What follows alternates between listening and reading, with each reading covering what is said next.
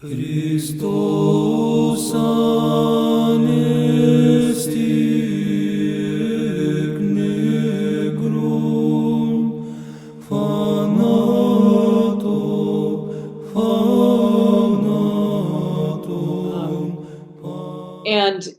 and search always for, for humility, like Father Seraphim Rose did.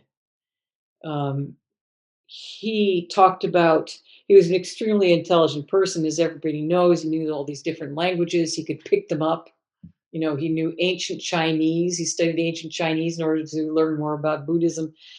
Um, he excelled in mathematics. He excelled in pretty much anything. And yet, when he became Orthodox, he his main striving was to humble his mind.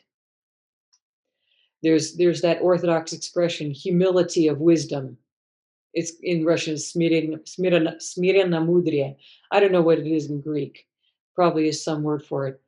But this idea of humility, not just sort of not just plain humility in the sense of, I'm worse than everybody. I don't know anything, but a humility of wisdom. In other words, working together with what we read, working together with our spiritual guide, using our mind that God gave us, but at the same time, always humbling it down. So that's always asking Christ to enlighten us, and not always try to burst forward with our own own opinions. Very hard one. Can say from my own long experience of always falling into that pitfall day after day, and always being involuntarily humbled down. For the most part, humility has to come through stuff like that, because we never do it on our own. It's impossible to. It's very hard to humble ourselves down. It hurts. We don't like to do things that hurt. Um, but for Westerners, I think the works of Father Seraphim. He has an excellent little book that he used to give to people who were converting to Orthodoxy, called God's Revelation to the Human Heart. I highly recommend that book. That was one of the books that really touched me when I was converting. Um, so many books I could that could be recommended, but those are the ones that I particularly like.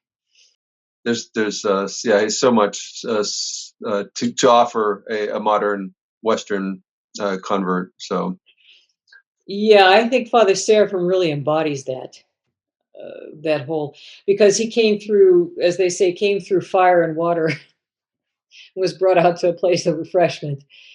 Um, he went through things that people in America are going through, and came out on the other end.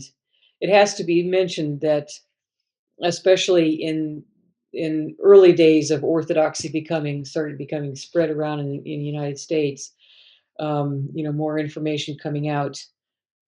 People would go to various Romanian fathers and different fathers.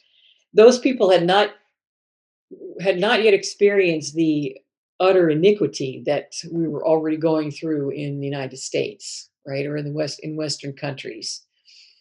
So for them to hear some of people's confessions, I think it was probably pretty hard.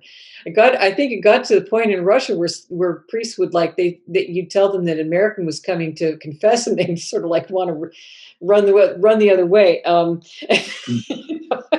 think, of course they don't, but sometimes they would sort of brace themselves. Now, of course, that's all spread over Russia. Now nothing would surprise them anymore.